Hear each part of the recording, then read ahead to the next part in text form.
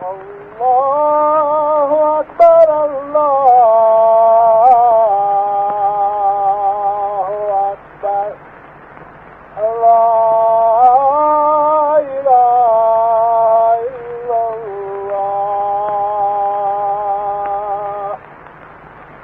Allahu Akbar, Allahu Akbar,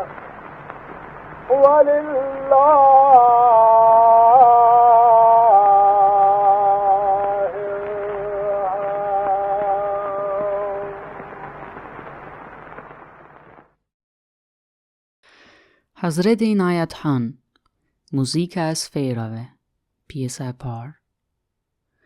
Ky sohbet është mbajt në San Francisco të Kalifornisë më 2 maj 1923. Përmes këtij kreu nuk duhem me nxit bestytni, e asnjë ide që mundet me i tërhiq njerëzit në fusha kurreshtjeje. Përmes kësaj teme duhem me drejtue vëmendjen tek ata që lypin hakun përmes ligjit të muzikës i cili punon në tën universin, e që me fjalë të tjera mundet me u emërtue si ligji i jetës, sensi i proporcionit, ligji i harmonisë edhe ligji që bjen balancin.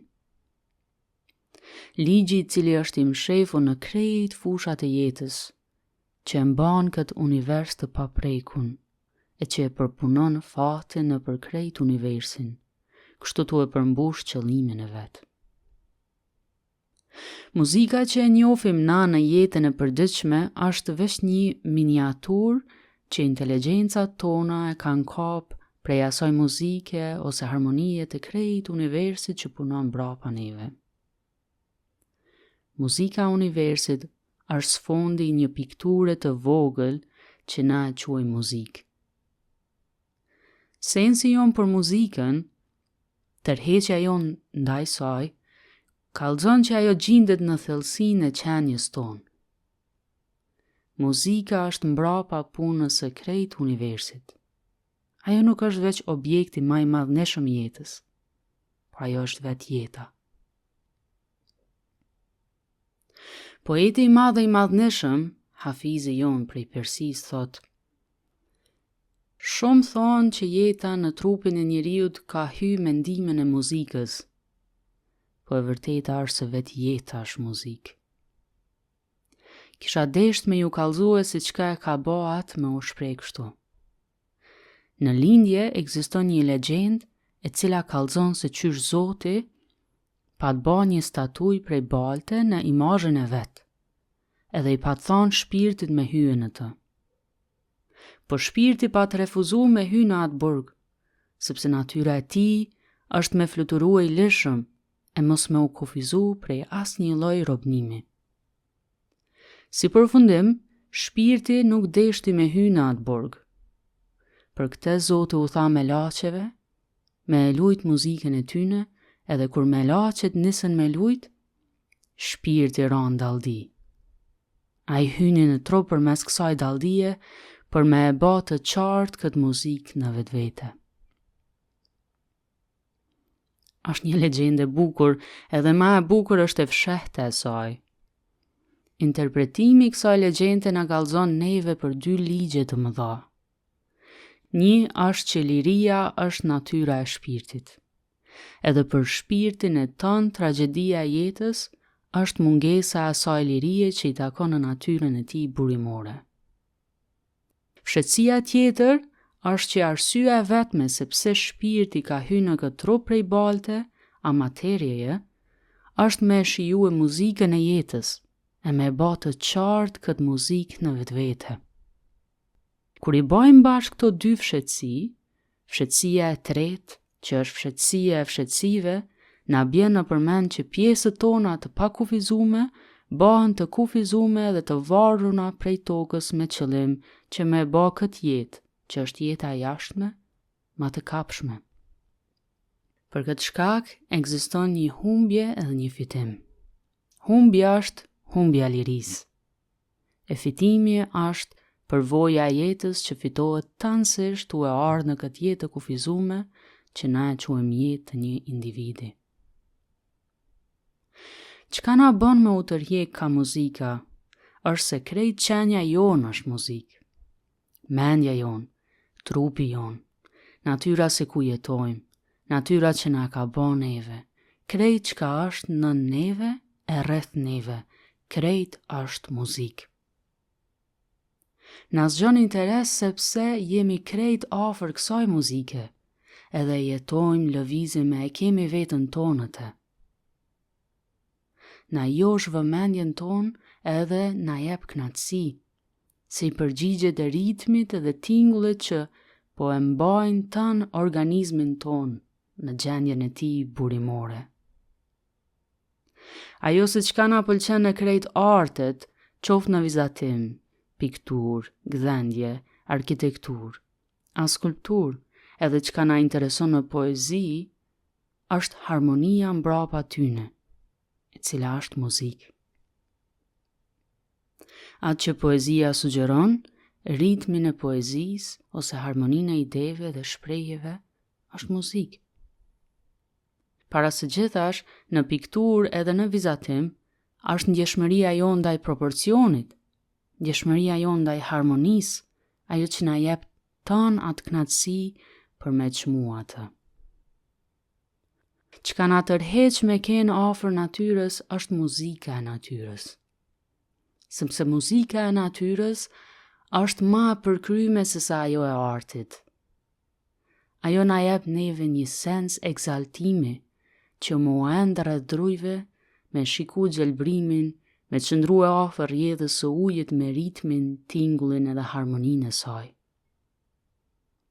Lëkundjet e degëve në përmal, gjitja dhe zbritja e valve, krejt e kanë muzikën e vetë. Në qastin që na kundrojmë edhe bahemi një me natyrën, zemra tona qilen ndaj muzikës së saj. Na themi, unë e shijoj natyrën, po çka është ajo që shijojmë në natyrë? Muzikën e saj. Diçka në neve preket prej lëvizjeve ritmike, prej harmonisë përkryme e cila gjendet shumë rrallë në jetëna tona artificiale. Ajo e nalëson njeriun edhe e bën më undi që ky është kuptimi i tempullit të vërtet, religionit të vërtet. Një qast qëndrimin me zemër të hapur në mes natyre është një jetë e tanë, nëse njeriu është i akordum me natyrën. Kur njeriu e shikon kozmosin, lëvizjet e yjeve, e planeteve, ligjet e vibrimit e ritmit, krejt të përkryme të pandryshueshme, gjen që sistemi kozmik ashtu e funksionu në bazë të ligjit muzikor, ligjit harmonik. Kur do herë dhe për çfarë do arsye që ajo harmoni mungon në sistemin kozmik, në proporcion me të shpërfaqet forca shkatruese në botë. Nëse ekziston një parim mbi të cilën i gjithë ligji astrologjik mbahet, tu e përfshi këtu shkencën e magjisë dhe misticizmin mbrapa saj, ajo është muzika. Për atë shpirtnat më të ndritun që ndojherë kanë jetu, edhe profetët më të mëdhenj indian, krejt jetën e kanë quajtur me muzikë.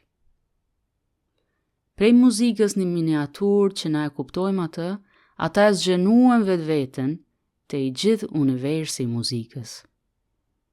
E në qatë mënyrë, kënë të gatshëm me frymëzue.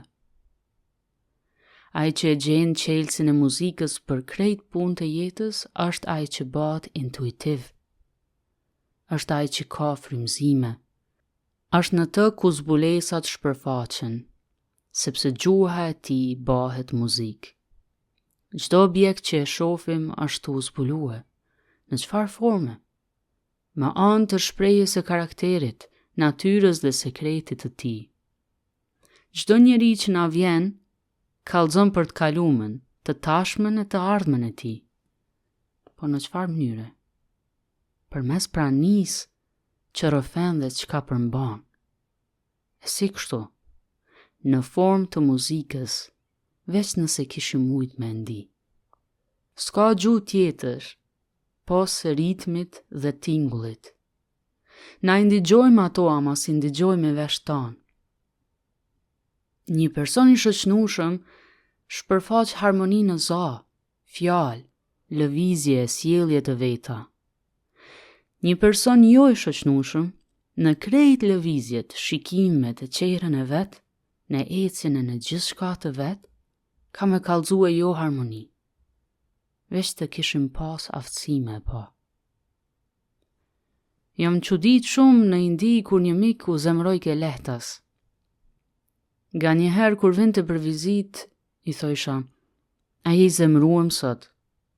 A më pytke, e tash qysh po e din që jam i zemruem? Unë ju përgjithsha, turbani yt po më kallzon. Mënyra se qysh ke vnu kurbanin, s'po kallzon harmoni. Veprimet kallzojnë se a janë ba me një qëndrim harmonik apo jo harmonik. Ka shumë gjana që mundemi me i pa në një dorëshkrim, ama gjaja themelore në leximin e dorëshkrimit është harmonia apo jo harmonia e lakoreve. Ato gati se ju flasin juve, edhe ju kallzojnë për disponimin e personit që ka shkrue. Dorëshkrimi kallzon shumë gjana, nivelin e evolimit të shkruesit, qëndrimin e tij ndaj jetës dhe karakterin e tij. Ju s'keni nevojë me lexue letrën, po mundeni me ja pa veç shkrimin. Vija dhe lakorja kanë me ju kallzue që shkruesi jashtë harmonik, ja jo harmonik. Veç nëse kishit pas aftësime pa. Në çdo krijesë të gjallë që mundeni me pa, nëse natyrën u akqyrni me një mpretësi, keni me lexue edhe në pemën që mban fryte e lule, se çfarë muzike e shpreh ajo. Ju mundeni me e pa qëndrimin e një njeriu se nëse ai njeri ka me ke një shok për ty, apo ka me përfundue si një armik për ty. S'keni nevojë me prit deri në fund. Mundeni me e pa në shikimin e parë, se është i shoqnueshëm ajo. Sepse çdo njeri është muzikë e pandërprerme, cila vazhdon natë e ditë. Aftësitë e juaja intuitive munden me ndigju atë muzikë. Edhe kjo është arsyeja se pse një person është i pakëndshëm për ju, e një tjetër ju tërhet shumë. Është muzika që ai e shpreh. Krejt atmosfera e tij është mbushur me të. Ekziston një rrëfim për Hazreti Omerin, halifin e mirënjohur të Arabisë. Dikush që dëshironte ta lëndoj e kërkonte Omerin, edhe dikur ndigjoi që Omeri nuk jeton në saraje edhe pse ish mbret, po që ai e shpenzonte kohën më të madhe të tij në natyrë. Ky njeriu u gëzua shumë se mendoi se tash e ka çdo mundësi me ia mbërrit qëllimit. Sa më shumë ju afroi ke vendit ku Hazreti Omeri që ul, aq më shumë qëndrimi i tij ndryshoi. Deri në fund e lëshoi thikën prej dorë dhe tha: Unë s'mundem me të lëndu ty. Kallzom, cila është ajo fuqi që po më steprej qëllimit që kam ardhur me e kry. Omeri ju përgjigj: Shlyrja e fajit me Zotin. Padyshim që kjo është një shprehje religjioze, ama çka do me thonë shlyrja e fajit me Zotin? Është me keni akordum me të pafundshmen në harmoni me tanë universin. Shkurt e shqip, Omeri ka qenë vendi muzikës së tanë universit. Hiri madhneshëm që personaliteti të shenjtëve ka shpërfaq në për tanë epokat është përgjigjja e tyre ndaj muzikës së krejt qenjes. Ky ka qenë sekreti se qysh janë ba shok me armiqtë e tyre më të mëdhenj. Po kjo s'është fuqive që të shenjtëve. Kjo shpërfaqet e secili njeri në një nivel tjetrin. Gjithkush përfaq harmoni ajo harmoni në bazë të hapjes së tij ndaj muzikës së universit. Sa më shumë që ai është i hapur ndaj gjithçkaje të bukur e harmonike, aq më shumë jeta e tij është e akorduar me harmoninë universale. aq ma shumë ka me shpërfaq një shëndrim të shoqnushëm dhe i krejt atyne që i takon. Vet atmosfera vet ka me kriju e muzikë ti. Dallimi në mes këndvështrimit material dhe këndvështrimit shpirtnor është se këndvështrimi material e shef materien si gjon e parë, prej së cilës inteligjenca, bukuria dhe krejt gjonat e tjera mas ne evoluon. Prej këndvështrimit shpirtnor, na shofen që inteligjenca dhe bukuria vinë të parat, e mas naj prej tyne vjen çdo gjë që ekziston. Prej këndvështrimit shpirtnor, na shofim se vjen e para ajo që dikush e konsideron si të fundit. Për atë në thelbin e krejt qenjes është muzika. Qashtu qysh një mundet me pa që në thelbin e një fare trandofileje është trandofilia, parfumi, forma dhe bukuria e saj. Edhe pse në far trandofilia nuk është e shpërfaqen, prap në thelb ajo aty është. Ai që akordon vetë vetën, jo vetëm me të jashtmen, po edhe me qenjen e brendshme, edhe me thelbin e krejt gjanave, fiton një mbretësi në thelbin e krejt qenjes. Prandaj ai mundet me shiju erën edhe lulen që ai e shef në trandofile edhe në një farë. Një ndër gabimet e mëdha të kësaj kohe është që aktivitetet janë rrit tej mase, sa që është lënë pak hapësinë për çlodhje gjatë përditshmërisë. Çlodhja është sekreti i soditjes dhe meditimit, sekreti i akordimit me atë anë të jetës që është thelbi i tëna gjanave. Kur njeriu nuk është i mësuar me u çlodh, ai nuk e din se çka është mbrapa qenjes. Kjo gjendje arrihet të jetohet mas pari tu e përgatit me anë të pastrimit trupin edhe mendjen. E tu i stërhollu senset, ati mundsohet që me ju akordue shpirtin me krejt qenjen. Duket që është e komplikume, ama në anën tjetër është shumë e thjeshtë. Kur njeriu është i hapur ndaj shokut që është sprovue prej jetës, ai ka me ditë shumë për të. Veç hapja e zemrës, veç lyrja e fajit me shokun, janë ato që na bajnë me janë njoh fajet edhe meritat e tia. Na bajnë me ditë se qysh me përjetu edhe shiju shoqnin.